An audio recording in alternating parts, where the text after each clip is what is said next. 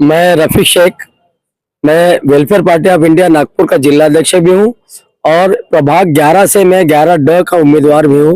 Welfare party of India का मेरा चुनाव चिन्ह है गैस सिलेंडर। हमारे पार्टी से यहाँ से 2 लोग खड़े हैं, एक खजिस्ता खान मैडम जो 11 से है और मैं 11 से हूँ।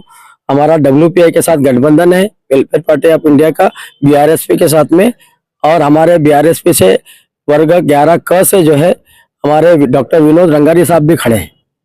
नहीं कैसे 11 से 11 उनका चुनाव चिन्ह सीटी है और हमारा चुनाव चिन्ह जो है गैस सिलेंडर। प्राथमिकता से हम करना चाहते हैं, जिसके अंदर में हम देख रहे हैं कि यहाँ जो स्लम बस्तियां ज्यादा है और वहाँ जो कामगार लोग रहते हैं, दलित, आदिवासी और पिछड़े जाति के लोग और उसके अलावा कामगार लोग रहते हैं, जिनको वहाँ पर रहने की सुविधा नहीं है, पानी की सुविधा नहीं है, और इसके अलावा वहाँ पर जो है उनको जो सरकार ने देना चाहिए, जैसा पानी देना चाहिए, स्वास्थ्य देना चाहिए अच्छा, और उनको घर देना चाहिए, तो इसकी सुविधा नहीं है।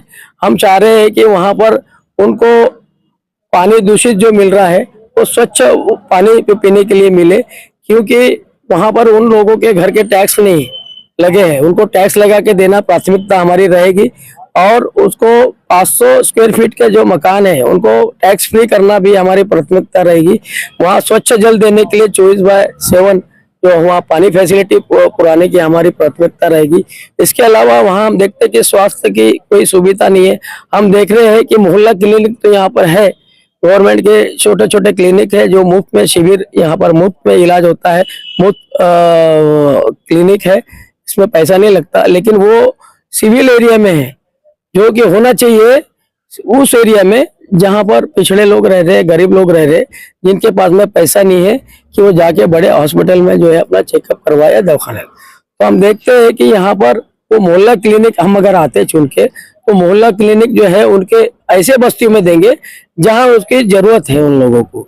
इसी तरीके से हम देखते हैं नागपुर में इतना बड़ा जो है हॉस्पिटल है, जो एशिया का सबसे बड़ा हॉस्पिटल है, वहाँ सुविधा नहीं है।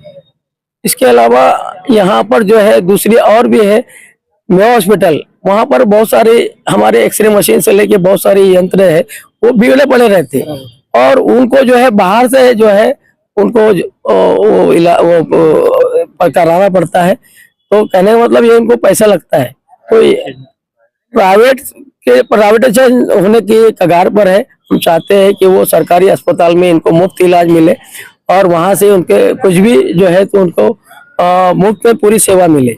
इसके अलावा हम देख रहे हैं कि यहाँ जो इस प्रभाग में एक भी जो है गार्डन नहीं है और ग्रीन पार्क नहीं है। हम देख रहे हैं कि सुबह में जो वयोवृद्ध यानी 60 साल के ऊपर वाले हैं वो ऐसे सड़कों पे घूमते हुए दिखेंगे आपको। यहाँ अगर गार्डन अगर रहा तो यहाँ मॉर्निंग वॉक के लिए और यहाँ पर जो है स्वच्छ हवा लेने के लिए जो है ऑक्सीजन लेने के लिए वो रहेंगे। और यहाँ पर जो हमारे लोग जो प्रभाग के रहते हैं उनके लिए हम चाहते हैं कि ग्रीन जिम भी हो। और एक यहाँ समाज भवन नहीं है। पहली बात तो जगह तो बहुत है, शासकीय जगह बहुत है, लेकिन हम देखते हैं एक भी समाज भवन नहीं है। जबकि हमारे एरिया में जाफरनगर में 2.5 से 3 एकड़ लैंड जो है खाली पड़ी है शासकीय, वहाँ बिल्डरों ने अपना कब्जा करके रखा है।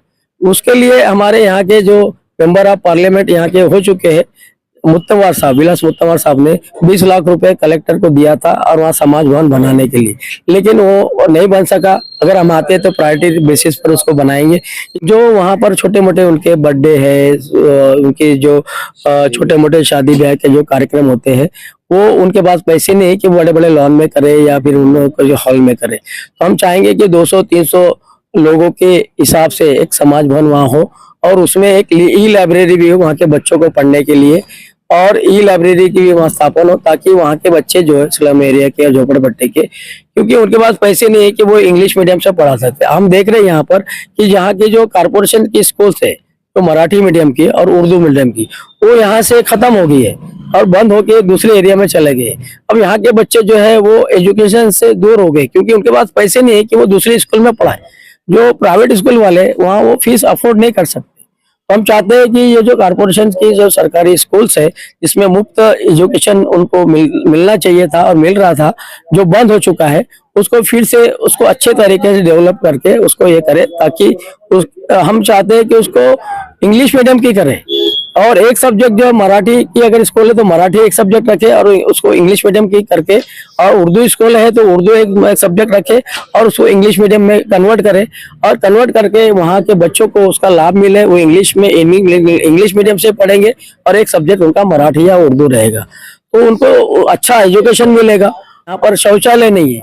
आप देखिए यहाँ से आप पूरे प्रभाग में आप घूमेंगे तो एक भी शौचालय जो होते हैं कारपोरेशन के यहाँ पर नहीं है। यहाँ अगर मार्केट में कोई लेडी आती है, जेंट्स उसको जाना रहता तो ये तो मस्जिद नजदीक है करके जेंट्स चले जाता, लेकिन लेडीज कहाँ जाएंगी, तो लेडीज के लिए भी नहीं है। तो हम चाहते हैं कि यहाँ शौचालय हर एरिया में एक एक सुलभ शौचालय हो। एक बहुत बड़ी समस्या यहाँ की है कि ज्यादातर लोग यहाँ झोपड़पट्टी में जो नाले के किनारे रहते हैं, उनकी बड़ी समस्या ये होती है कि बारिश के दिनों में जो है वो डरते हैं कि कब बारिश का पानी, नाले का पानी उनके घरों में आए और उनका सामान तरंगते हुए जाए। तो हम ये चाहेंगे कि हम अगर आते हैं तो पूरे नाले की पूरी दीवार हम उठा देंगे ताकि वो निश्चिंत रहे। कंप्लीट वाल जो जितनी भी नाला है, नाले के किनारे की दीवार जो है हम प्रशासन से करवाने की कोशिश करेंगे। मच्छर का यहाँ प्रभाव है, यहाँ हम चाह रहे हैं, यहाँ डेंगू, यहाँ सबसे ज्यादा डेंगू और मलेरिया और ये कोरोना में यहाँ से ज्यादा पेशेंट थे, और यहाँ इसलिए कि यहाँ पर ये ड्रेनेज का सिस्टम है, ड्रेनेज और रेगुलर जो फवारनी वगैरह नहीं होती, और एक कचरा संकलन जो है उसके वजह से भी हो रहा है। तो कचरा संकलन की जो गाड़ी है वो रेगुलर नहीं आती, जबकि डेली आना चाहिए। इनका एग्रीमेंट है डेली आने का, और यहाँ पर उन्होंने दिखाया है कि यहाँ पर 30 गाड़ी है इस एरिया में, लेकिन एक ही गाड़ी घूमती है और वो भी 2 दिन के बाद 3 दिन के बाद आती है। तो इस पर भी कोई सुपरविजन नहीं है। हम आएंगे तो यहाँ सुपरविजन हमारा रहेगा। तो और उसके बाद में ये जो गड़बड़ियाँ हो रही है, जो लोगों ने जिसको भी टेंडर मिला है उसको टेंडर हम रद्द करेंगे। पश्चिम नागपुर में एक भी कब्रिस्तान नहीं है, और हम चाहते हैं कि कब्रिस्तान जैसा ये घाट होते हैं, है ना, और मरने के बाद जो भी है ना जो प्रक्रिया होती है उसके लिए दफनाने के लिए तो घाट तो है, लेकिन यहाँ पर कब्रिस्तान नहीं है। अगर यहाँ के लोगों को मोमिनपुरा जाना पड़ता है तो वो मध्य नागपुर में आता है, और जरीपट का जो है का कब्रिस्तान है बहुत छोटा है और वो नॉर्थ में आता है। तो हमारे वेस्ट नागपुर में एक भी कब्रिस्तान नहीं है। एक घोरेवाड़ा का जो कब्रिस्तान था उसके लिए हमने अप्लाई किया था, 2010 से हमारी वहां पर कोशिश जारी है, लेकिन यहाँ पर देखा गया है कि यहाँ मुस्लिम बहुल एरिया है, यहाँ पर सुन्नी मुस्लिम है, लेकिन उसको जो है वो बोहरा कम्युनिटी को देने का चल रहा था। हमने फिर उसको रुकवाया क्योंकि बोहरा कम्युनिटी यहाँ है ही नहीं, नॉर्थ में है, यहाँ है ही नहीं, यहाँ मुस्लिम कम्युनिटी है। तो हम चाह रहे थे कि जो यहाँ पर जो लोग है सुन्नी मुस्लिम, उनको वो कब्रिस्तान अलॉट किया जाए। और उसके अलावा एक कब्रिस्तान से नहीं होगा, जैसे यहाँ 2-4 घाट है उसी तरीके से 2 कब्रिस्तान कम से कम इस क्षेत्र में होना चाहिए ताकि संख्या ज्यादा है। और उसमें भी उन्होंने 2 ही एकड़ दिया है, 4 एकड़ की जगह 2 एकड़ को घाट को दिया और 2 एकड़ जो कब्रिस्तान के लिए अलॉट हुई है। तो हम चाहेंगे कि कम से कम 10 एकड़ की लैंड जो ऐसी मिले हमको, तो भले उसके आगे में हो, शहर के बाहर हो, लेकिन हमको कब्रिस्तान के लिए हम कोशिश करेंगे अगर हम चुन के आए थे। तो ट्रैफिक का बहुत बड़ा यहाँ प्रॉब्लम है, रिंग रोड है और भारी वाहन यहाँ से जाते हैं, जबकि आउटर रिंग रोड बन गया है तो वहां से पूरे भारी वाहन वहां से जाना चाहिए, लेकिन यहाँ से जाते हैं और सिग्नल पे जो है भारी वाहन रुकते नहीं, जबकि सिग्नल चालू है। हम चाहेंगे कि ट्रैफिक पुलिस का बंदोबस्त वहाँ हो और वहाँ रहे। और एक है कि हमारे जो बच्चे हैं, नौजवान बच्चे, उनको रोजगार नहीं मिल रहा है। वो पढ़े लिखे तो है लेकिन वो क्या कर रहे हैं, अभी नशे की संगत में है, उनको नहीं मिल रहा है, बेचैन है, तो नशा कर रहे हैं। तो नशा मुक्ति भी एक हमारा उसके अंदर रहेगा कि किस तरीके से इनको यहाँ से डाइवर्ट करें और रोजगार के साधन उपलब्ध कराएं। तो सरकारी योजना जितनी भी है जो बेरोजगारों के लिए DIC में है, जिला उद्योग केंद्र की, CPEMG chief minister employment guarantee scheme और prime minister employment guarantee scheme, इसके अंदर में 70% तक जो है 30% तक जो है तो सब्सिडी है, 25% उनको सब्सिडी है, 5% उनको देना रहता। नए रोजगार के लिए वो 10% 10 लाख तक देते हैं सेवा के लिए, और जो प्रोडक्शन यूनिट अगर उनको उभारना है तो उसमें 50 लाख से 1 करोड़ तक का उनको प्रोजेक्ट के लिए पैसा मिलता है।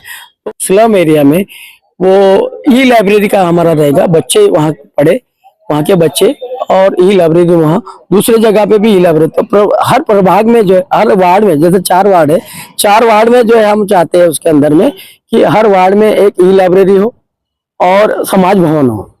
इस तरीके से हम चाहते हैं।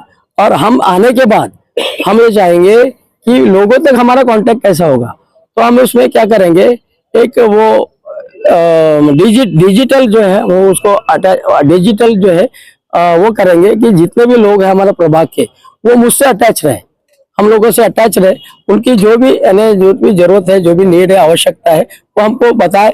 और हम हर वार्ड में एक एक हमारा वो ऑफिस रहेगा, प्रभाग का ऑफिस रहेगा, हमारा ऑफिस रहेगा। और वो ऑफिस में हम महीने में एक बार जो है वो उनके समस्याओं को सुनेंगे।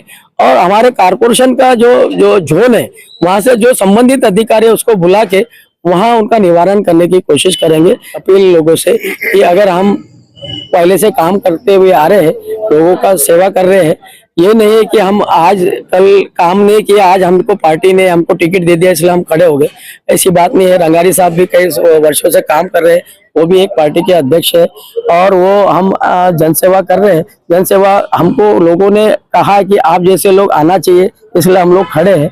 हम किसी पार्टी के ऐसे लोग नहीं है कि जिन्होंने पैसा देके खड़ा किया है, और वोट बंटवाने के लिए हम भी नहीं खड़े हुए। हम चाहते हैं कि दलित, मुस्लिम और आदिवासी, हमारे एक वाइस प्रेसिडेंट है, जिला उपाध्यक्ष डॉक्टर नीलम साहब, वो प्रभाग 10 से जो हमारे आदिवासी रिजर्व सीट से खड़े हैं, 10 बस है, हम चाहे उनका भी चुनाव चिन्ह जो है गैस सिलेंडर है। ऐसा मिलके हम जो दलित, आदिवासी और मुस्लिम मिलके जिस पर अन्याय हो रहा है, वो अगर हम एक साथ आते हैं तो हम उसके अन्याय के खिलाफ में लड़ सकते हैं। और हमारी एकता जो दिखाएगी, आज जो हम पे जुल्म हो रहा है, अगर हम एक होते हैं तो इनकी कोई ताकत हमको आगे आने से नहीं रोक सकती। तो मेरी अपील है आप सभी लोगों से, मतदाताओं से, कि आपके पास में हमारे जैसे काम करने वाले नगर सेवक अगर आते चुन के, हमको अगर आप चुन के देते हैं, तो जो मैंने आपको बताया इस तरीके से जो हम लोग काम करेंगे, और वो काम करके हम दिखाएंगे आने के बाद में इंशाल्लाह। बस ये अपील है कि हमको आप जो है हमारे रंगारी साहब को ऐसे 5 नंबर पे जो है बटन दबा के 11 अ में आप उनको बटन दबा दीजिए। 11 क में हमारी खजिस्ता पठान मैडम है, जो गैस सिलेंडर हमारे वेलफेयर पार्टी से, उनका 8 नंबर का बटन दबा दीजिए गैस सिलेंडर पे। 11 ड में मैं रफीक शेख आपसे अपील करता हूँ कि मेरा 9 नंबर पे बटन दबा के गैस सिलेंडर को विजयी करें। धन्यवाद। तो साथियों, अभी तक आपने जितने भी वीडियो देखे होंगे वो वीडियो अलग है, और साहब का जो वीडियो देखा है वो अलग है, क्योंकि वो क्या करना चाहते हैं, इतनी लिस्ट आज तक शायद किसी ने बताई होगी। जो लिस्ट इनके पास में है, शायद ही किसी के पास में लिस्ट होगी। कोई जो भी बताता है थोड़ी देर में अपनी जानकारी दे देता है, और इनकी लिस्ट तो बहुत बड़ी है। इस पर आपकी क्या राय है कमेंट बॉक्स में जरूर बताएं, लोगों तक पहुंचाएं, और सब्सक्राइब जरूर कीजिए। धन्यवाद।